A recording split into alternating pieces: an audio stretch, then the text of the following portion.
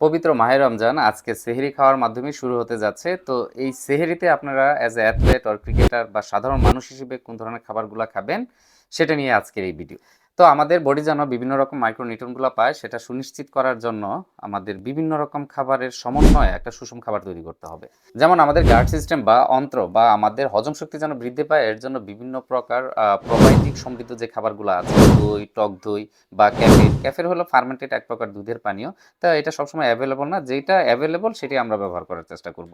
যেমন এখানে টক দই বা দই আমরা এখানে নিতে পারি। তারপর আমাদের ক্ষুধাটাকে যেন খুব সহজে আমরা নিয়ন্ত্রণ করতে পারি এবং দীর্ঘ সময় যেন এই রোজা রাখার পর আমরা এনার্জিটা পাই, সেটার জন্য আমাদের ফাইবারযুক্ত খাবারগুলা আমরা এখানে নিতে পারি। তো এখানে ফাইবারযুক্ত খাবারগুলোর মধ্যে আছে আপনার ওটস বা বিভিন্ন রকমের বাদাম বা আপনার এইখানে লাল আটার রুটি, লাল চালের ভাত বা মিষ্টি আলু, এগুলো আপনারা নিতে পারেন।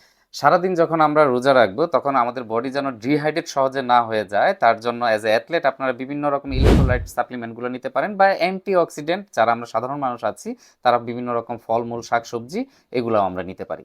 তো এগুলা প্লেয়াররাও নিতে পারবে, কোনো সমস্যা নাই। তো আমাদের যেটা অ্যাভেলেবল, আমরা যেটা অ্যাফোর্ড করতে পারি সেটার মধ্যে আমাদের এই খাদ্য মেনুটা প্রিপেয়ার করতে হবে। তাহলে আপনি খুব সুন্দরভাবে এটা থেকে একটা উপকার পাবেন। এছাড়াও একজন অ্যাথলেট বা ক্রিকেটার বা সাধারণ মানুষ হিসেবে আপনাদের ডেইলি প্রোটিন ইনটেকের যে রিকোয়ারমেন্টটা থাকবে সেই অনুযায়ী আপনাদের প্রোটিনটাও নিতে হবে। তো সেহরি একটা ভালো সময়, এখানেও প্রোটিন আপনারা নিবেন। এটা আপনাকে দীর্ঘ সময় এনার্জি দিবে। পাশাপাশি আপনাদের সারাদিনের যে মাসলগুলা ব্রেকডাউন হচ্ছে সেটাও রিপেয়ারের জন্য যথেষ্ট সাহায্য করবে।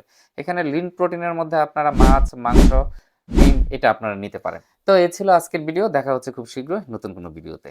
ভালো থাকবেন আপনারা সবাই। আল্লাহ হাফেজ।